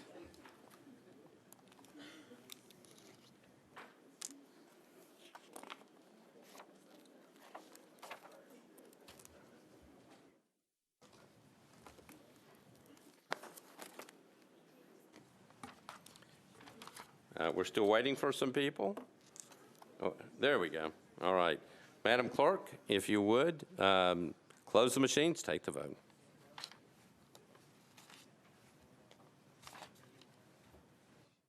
$38 in favor, 1 abstention. All right. So RS 2019-11 is voted with 38 yeses and 1 abstention. It passes. Any questions? Everybody did very, very good on that, okay? Everybody gets a star. All right, the next resolution is RS 2019-30 by Councilmember Vercher. A resolution urging the Metropolitan Department of Law to compromise and settle the claim of Shondell Brooks as next of kin of Aquila De Silva against the Metropolitan Government of Nashville and Davidson County, requesting that the Metro Legal Department resolve this action expediently and requesting that the Emergency Communications Center adopt a policy for 911 call takers regarding GPS coordinates. Councilmember Vercher, you are recognized. Thank you so much, Vice Mayor. Committee reports. All right, Councilmember Mendez, Budget and Finance. At the request of the sponsor, the committee recommended to defer 1 meeting. All right. Councilmember Vercher, you're recognized. Thank you, Vice Mayor. I'd like to move for a 1 meeting deferral to afford the administration time to appoint the next, we already have the next Director of Law, but I move for a 1 meeting deferral. All right. So there's a motion to defer 1 meeting. Is that right? 1 meeting. Actually, I will tell you that Mr. Jameson is not the legal director. Mr. Safley is the interim director. We're still waiting for the appointment of the actual director, just to let you know. All right, so the motion is made to defer 1 week, 1 meeting, I'm sorry, 1 meeting. It's been properly seconded. Any discussion on the deferral motion? Seeing none, all those in favor of the deferral motion say aye. Opposed, no. You adopt. This resolution is deferred one meeting. Resolution RS 2019-31 by Council Members Mendez, Withers, and others. Resolution expressing the support and commitment of the Metropolitan Council towards principles constituting a community covenant with the aim of increasing prosperity and reducing poverty in Nashville and Davidson County. Councilmember Mendez, you're recognized. Committee report, please. Councilmember Rosenberg, rules and confirmations. Thank you, Mr. President. Rules voted to approve as amended, 7 in favor and 0 against. All right, thank you. Councilmember Mendez, you're recognized. Thank you. I'll move Amendment A in the package first. All right, so there's a motion to approve Amendment A in the package. Do I have a second? Properly seconded. Back to you for an explanation. All right, thank you. So the resolution lays out core principles that we would measure our actions by as we go forward. They would provide a lens, an equity lens, if you will, for us to guide our actions going forward through this term. And with that, I would like to defer the remainder of my time to Council Member Suara, if I may. Okay. Councilmember Suara, you're recognized. Thank you, Mr. Chairman. You have the contents of the resolution with you, but I wanted to speak to the second paragraph of it. I'm honored that this is the first resolution that I get to co-sponsor, because as we go around during the campaign, this is what everyone is talking about. How do we make sure that as a body that we are equitable in all our dealings? And so I'm glad that we do decide to make this decision at the beginning of the onset as a way to guide ourselves. In talking about equity, it is very important to ensure that everyone has the opportunity and the resources to succeed. But to do so, there are two main things that we have to be very conscious of. The first thing is that equity does not mean equal. And so we need to look at what is the need of all our constituents, regardless of the zip code. What does each area need, and to be able to make sure that we meet that. The second yardstick is that we also have to be intentional in what we do. And so to be equitable, we have to make sure that as we are making decisions, whether it's allocating resources, whether it's the budget, whether it's vendor approval, that we're very self-conscious and very intentional in making sure that everyone in Nashville benefits from the growth that is in Nashville. We want to make sure that the people that are growing our city are able to benefit from it. And so that's what that is saying, and I'm glad that this body is considering that. Thank you. All right, thank you, Councilmember. Councilmember Allen, you're recognized. Thank you, Mr. Vice Mayor. I want to speak to the paragraph that calls for our support of affordable housing. Housing is the basis for success for everything else that happens. Employment works if you have a stable place to live. Education works if you're not moving every 2 months. And those are two things that we need to be able to provide our citizens. And so a commitment to working to create an atmosphere where housing can be affordable for everyone can make Nashville a better city. The council can influence this by working with the mayor's office and with the community to agree on a comprehensive housing plan and by funding that plan. And that's an investment that will pay for itself by allowing our most vulnerable citizens to achieve their full potential. All right, thank you, Councilmember. Councilmember Hurt, you're recognized. Thank you, Mr. Vice Mayor. And I, too, will speak on diversity and equity. Nashville is an city with success and opportunity for many. There are far more, however, that are not enjoying the prosperity that comes along with Music City's growth. Unfortunately, there are far too many of our residents who are being left behind, and far more low-income families who are struggling just to afford living in our city. For example, based on the 2018 Community Needs Evaluation, Latinx and African American households earn 25% less than their white counterparts. On the business side, African American owned businesses receive just 3.49% of all city contracts based on the Metro Nashville 2018 disparity study. These are just two clear examples of how we as a city need to focus on ensuring that racial differences are not hindrances to prosperity, instead allow diversity and equitable opportunities for all Nashvillians. That said, I believe that diversity and equity must be reflected in all Metro agencies, contracting, nonprofits, and businesses. Additionally, we must call on employers to partner with local nonprofits, colleges and universities, and technical colleges to identify, recruit, and hire candidates from diverse ethnic, racial, and socioeconomic backgrounds. It is imperative that our city reflect the people we serve. Thank you, Council Member. Councilmember Parker, you're recognized. Thank you, Vice Mayor. You know, our city has experienced a lot of changes over the last few days. This weekend we commissioned a new government. A lot of us, our lives have changed. Every 2 weeks we're going to be in this chamber. For another group of Nashvillians, things changed. Many people throughout the county have experienced transit cuts that went into effect Sunday, the 29th. I've gotten several calls about this from concerned constituents in my district, and I'm sure you all have as well. Elderly residents, visually impaired residents, carless households.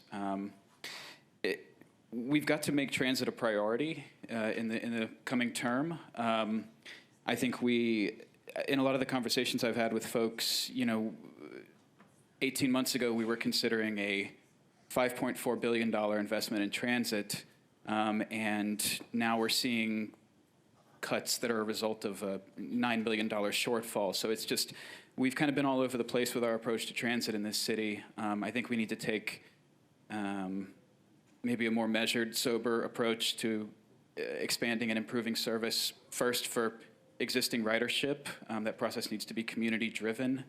We need to think of it as an essential service more than an economic development tool. And I think if we take that sort of approach, we'll get to a much better place with regards to the public transit in this city. Thank you. Thank you, Councilmember. Councilmember Porterfield. Thank you, Vice Mayor. I would like to briefly speak on the paragraph regarding living wages. I stand before you tonight asking for your support of family-friendly benefits and living wages as a moral standard for employers in Nashville. We know that as moms and dads are valued and fairly compensated at their jobs, that our whole communities do better. Recruiting quality employees is becoming harder and harder to do in our city. And I hope you will join me in setting a tone for expectations that we as Metro government want the best, and we are grateful for the work our employees provide across the city. Thank you. Thank you, Councilmember. Councilmember Sledge. Thank you, Vice Mayor. I'm speaking to the section regarding workforce development. I think we know that when it comes to all the aspects that we're talking about, ensuring that everybody's participating in Nashville's growth and success is a goal we have not yet hit. The disparity between wage growth among white members of our community versus African American, Latinx, and other members of our community, the gap is only growing. So when we talk about workforce development, we need to ensure that we are creating the partnerships that move beyond these halls and move beyond the halls of the courthouse to ensure that we have partners in the private sector, in the nonprofit sector, in the education sector to ensure that the training is occurring for the jobs that are coming here and for the jobs that are already here. I'm excited that just last week that the Music City Construction Careers Program launched, and it launched with this first class of apprentices. There will hopefully be another class in November. It is incumbent upon us as representatives of the community to ensure that our districts and our constituents know what opportunities are available to them, and that we actively work when we are talking about anything from a rezoning to a major new location or relocation of an employer, that they are employing people with fair wages, they're employing people from our communities, and they're doing everything that they can actively to ensure that those goals are met. Thank you. Thank you, Councilmember. Councilmember Gamble, you're recognized. Thank you, Mr. Vice Mayor. I would like to speak to the importance of adding Amendment A to the resolution to include information or acceptance or improving the opportunities for minority and women-owned businesses. I think it's important, particularly after the last council's passing of the Equal Business Opportunity Ordinance. It's important for this council to reaffirm our commitment to address the systemic disparities in Metro's procurement of women, minority, and women-owned businesses, and this language reflects the commitment that this council has to ensuring that all Nashvillians have a fair and equal opportunity to participate in our city's growth and prosperity. Thank you, Councilmember. Back to you, Councilmember Mendez. We're on the amendment number A. Just renew the amendment, the motion to approve Amendment A. Okay, so we are on amendment number A to Resolution RS 2019-31. If you're looking at the amendment packet, it's on page 10. All right. Nobody else is in the queue. We're on amendment number A. All those in favor say aye. Opposed, no. Amendment A is adopted. Councilmember Mendez, I've got Councilmember Glover. I think he's got the second amendment. Councilmember Glover, you're recognized. Thank you, Vice Mayor. You know, there's nothing that's been said that I could argue with. I think we all want equality for everyone in Nashville. In the same breath, I think some language was just said that this is going to create a lens of how we're going to look at things as we go forward. Well, I believe that we as a collective body need to have a say in that lens and how it operates. And so what I did was I simply put an amendment here that would have it come to the floor for a council vote. And we got caught up on some words back there in the committee. Frankly, the wording was just really to bring it to the floor and have the council approve anything that we go. Now, I know we say this is non-binding, and it really is not relevant as far as what it's going to do, but I will assure you, please pay attention to everything we do here, because everything has a meaning to it. And so understand that when we start this, if in fact this is going to be the lens of how we're going to do all of that, you know, I tried to find a way to support this, and the way that I found to be able to support it was to say, let's bring it out of just committees and let's bring it onto the floor for the council to vote and move it forward. And so we got hung up on consensus that everybody says, oh, it's got to have all 40 members to vote on it in order for it to pass. That certainly was not my intention. With that, you know, if I could strike that one word, I'd be more than happy to. I just don't know what's our rule there, Vice Mayor. All right. So obviously the amendment is not before us. Do you want to go ahead and move the amendment? Yeah, sorry about that. Yes, okay. so I'm going to move Amendment B. So I got a motion to move Amendment B. Is there a second? Okay, there's a second. All right, so Councilmember Glover, what are you interested in doing? So it says upon a consensus vote, upon a vote of the full council is really more of the language that was the intention, not that there be all 40 members that approve.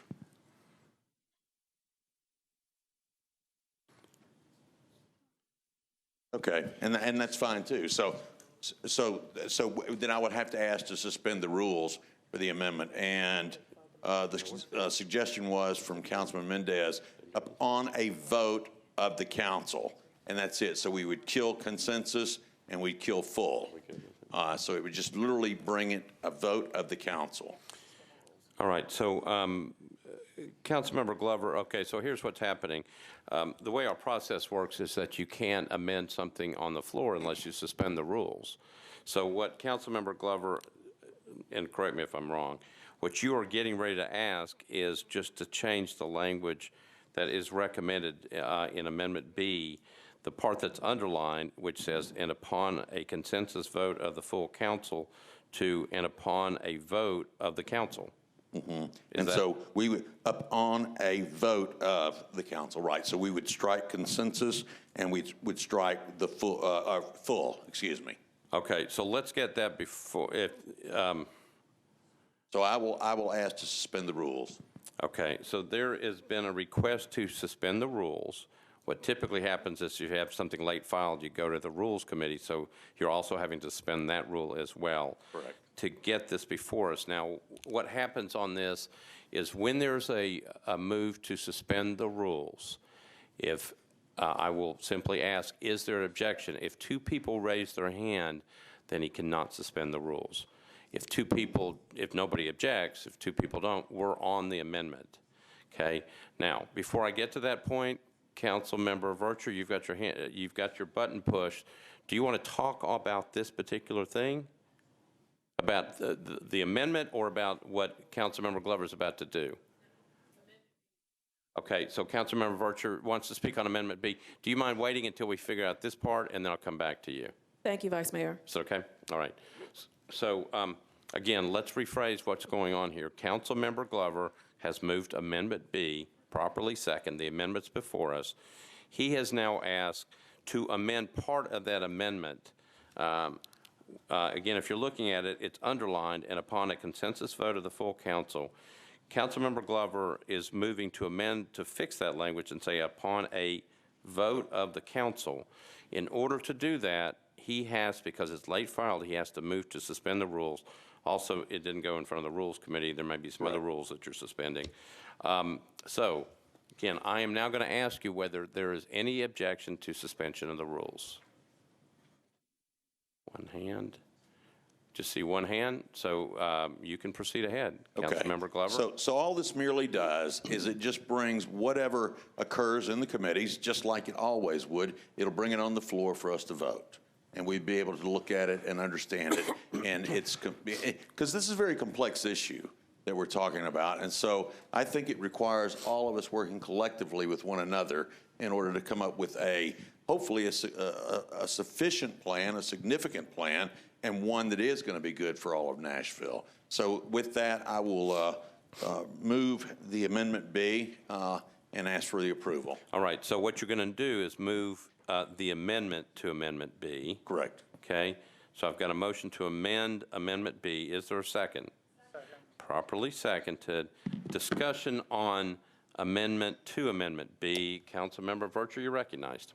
Thank you, Vice Mayor. I need the sponsor to clarify what this amendment is actually doing to the original resolution itself. The resolution itself clearly states that as a body, we're expressing the support and commitment towards these principles. I think this Amendment B is really unnecessarily, particularly if we're going to go ahead and take the vote tonight on RS 2019-31 as already amended with Amendment A. I'm not seeing the need for Amendment B. Yep. Councilmember Glover. I'd be happy for us to defer it one meeting if that's the will of the body. But in doing this, I'm just asking for further clarification that no matter what the committees do, that it definitely comes back to the council as a whole and does like it normally does, because I think it's vague the way it's written, or I wouldn't have brought this up. Whether you agree or you don't, all we're really doing is just following our process is what I've laid out here. So that's the reasoning for the changing of the language, just to bring it to the council for a vote. All right, Councilmember Virtue, before you speak, I've got Councilmember Suhara, who has a point of order. So does Councilmember O'Connell. Councilmember Suhara, you're recognized. Thank you, Mr. Chairman. I'm saying the same thing because I really do not understand what the amendment is doing. Okay, so hold on just a second. So you hit the wrong button. I hit the wrong button. Yeah, so if you want to talk on the amendment, what I've got, I'll explain how this works. You hit the button on a point of order, which means you can only bring up a point of order. If you want to talk on the amendment, I'll let you talk on it in just a minute. Okay? But I'll come back to you. But Councilmember O'Connell has a point of order. That's why I got to go to him first. Councilmember O'Connell. Thank you, Mr. President. Point of order, we are talking about the amendment to the amendment now, correct? We are on amendment. We have not voted on Amendment B or the amendment to the amendment. We are voting on the thing, or we are discussing the thing that the rules have been suspended to allow, correct? That is correct. Okay, thank you. That is correct. Okay, so I'm going to go back to Councilmember Virtue. Do you have a comment after Councilmember Glover's response? Yeah, thank you, Vice Mayor. Just want to urge this body to vote down Amendment B. I don't see the value that it adds to the current resolution with Amendment A. It adds redundancy, and I think just collectively we take the vote on the resolution as amended with Amendment A, and that expresses our commitment as it relates to increasing prosperity and reducing poverty in Nashville and Davidson County. Thank you, Vice Mayor. All right, thank you, Councilmember. Councilmember Zuar, you now get to, there you go.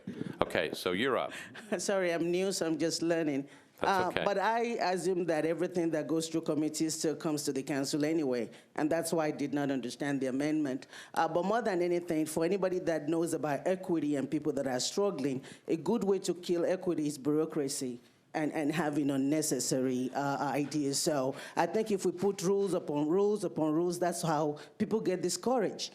They don't get to do stuff. So the way that I see this, I don't see us sending the committee, and I also know that everything that we decide in any committee still comes to the council. So personally, I think the amendment is redundant.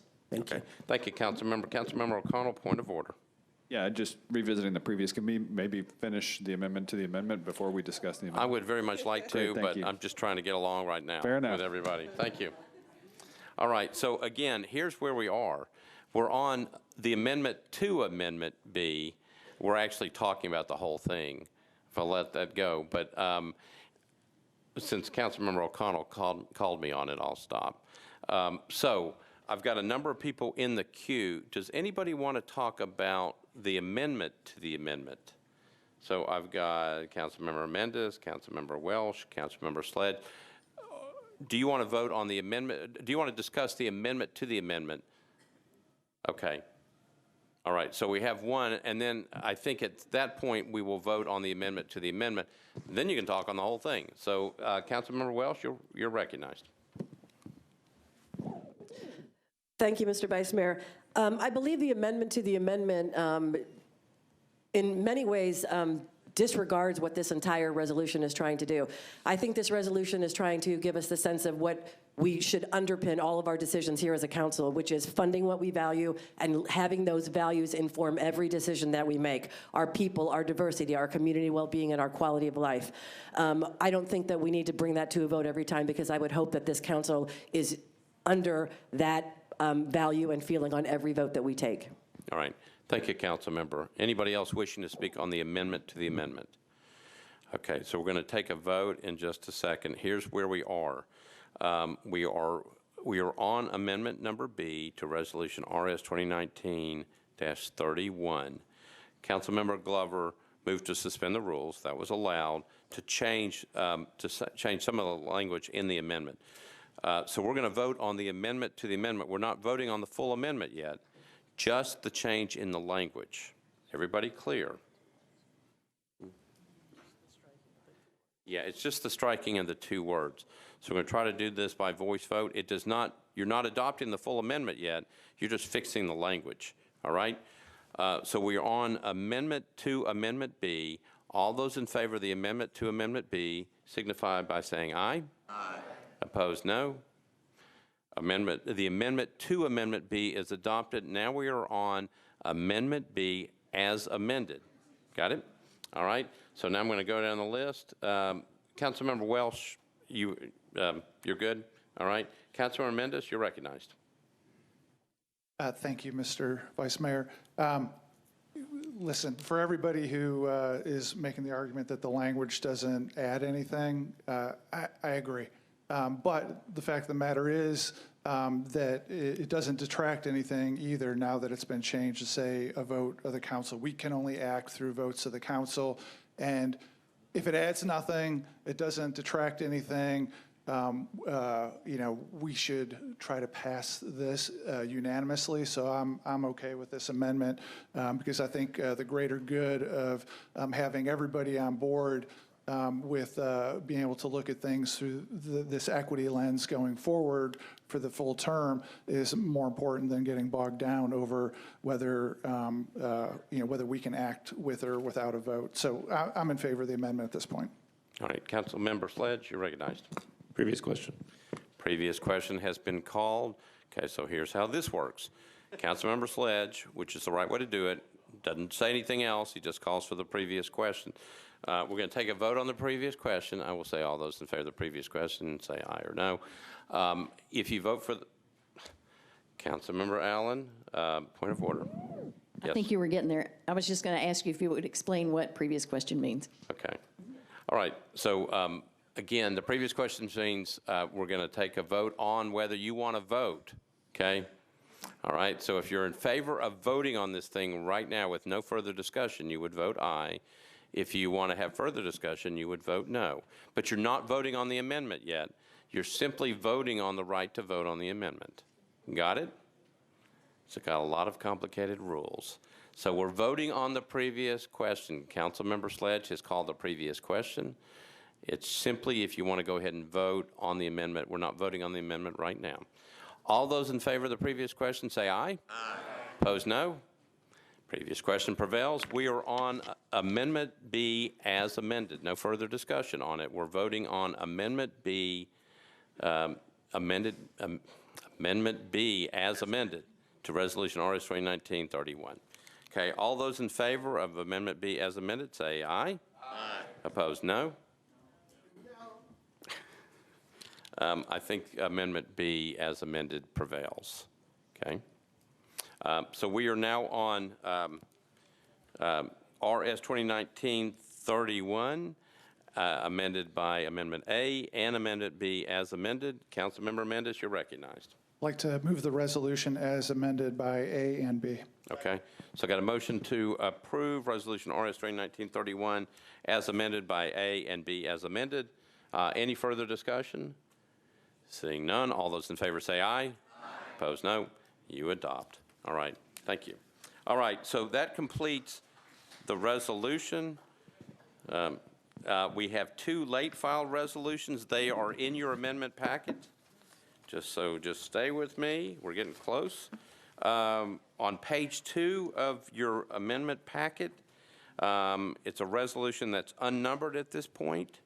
Resolution approving Amendment 3 to a grant from the State of Tennessee Department of Children's Services to the Metropolitan Government of Nashville and Davidson County, acting by and through the Davidson County Juvenile Court for a safe baby court to serve at-risk children. Councilmember Mendez, I believe this is yours. Oh, it is. It's late filed, and I guess I need to move to suspend the rules. All right. So there's a motion to suspend the rules. Councilmember Rosenberg. Thank you, Mr. President. This came before Rules Committee, and we agreed that it would be appropriate to consider suspending the rules. All right. Councilmember Rosenberg, if you don't mind, would you explain how this works? Sure, Mr. President. Whenever there's a anticipated suspension of the rules, the sponsor of the suspension is asked to come before, or required by our rules, to come before the Rules Committee earlier in the day to explain the reason of suspension, and the Rules Committee doesn't vote on it, but just then gives the council a general report on whether the Rules Committee agrees with the suspension or not. All right. Thank you, Councilmember Rosenberg. So Councilmember Mendez has moved to suspend the rules to get this matter before us at this time. Is there any objection to suspending the rules? Seeing none, Councilmember Mendez, you're recognized. Thank you. The Budget and Finance Committee reviewed this and recommended approval 12-0, and I don't know whether there were any other committees. I don't think so. Don't believe so, so you're on your resolution. So move approval. So a motion to approve. It's an unnumbered resolution. Again, it's dealing with a safe baby court. Properly seconded. Any objections? Any discussion? Saying nothing. All those in favor say aye. Aye. Opposed, no. You adopt. Okay, and we have one other late filed resolution. This is on page 8. This is another resolution that's unnumbered. It's on page 8 of your amendment and late filed resolutions packet.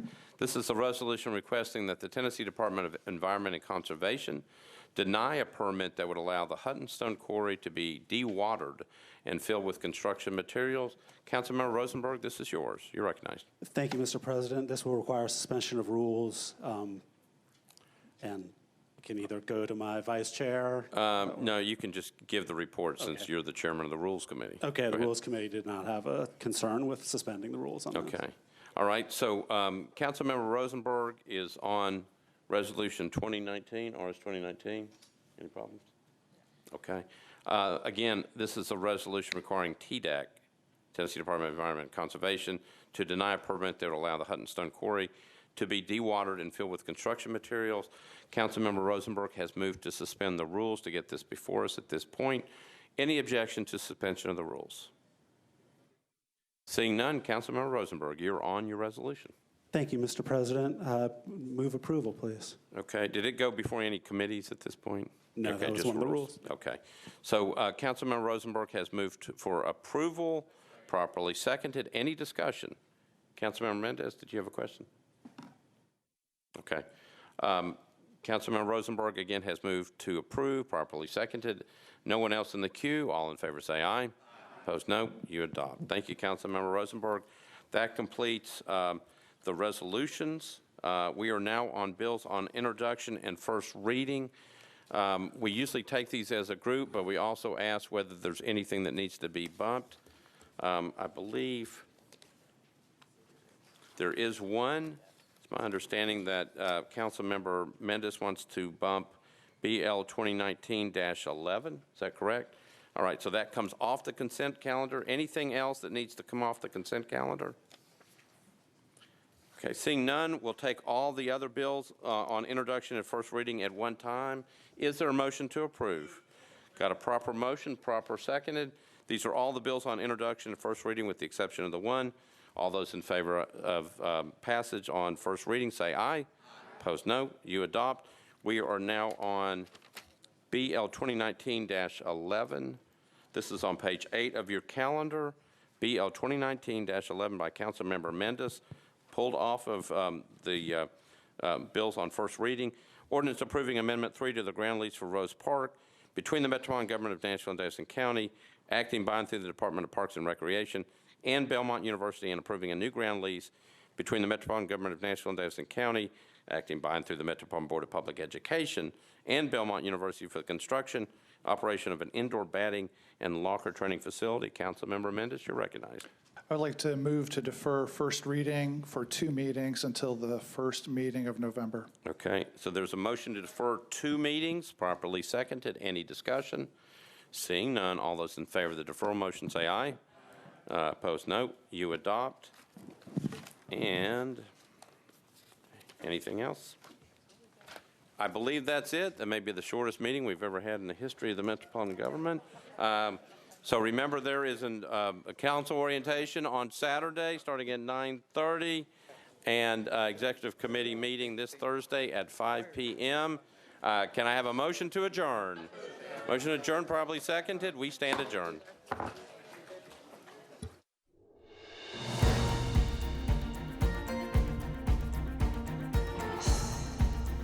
This has been a service of the Metro Nashville Network. If you would like to see this presentation again, or for more information about this and other programs, visit nashville.gov.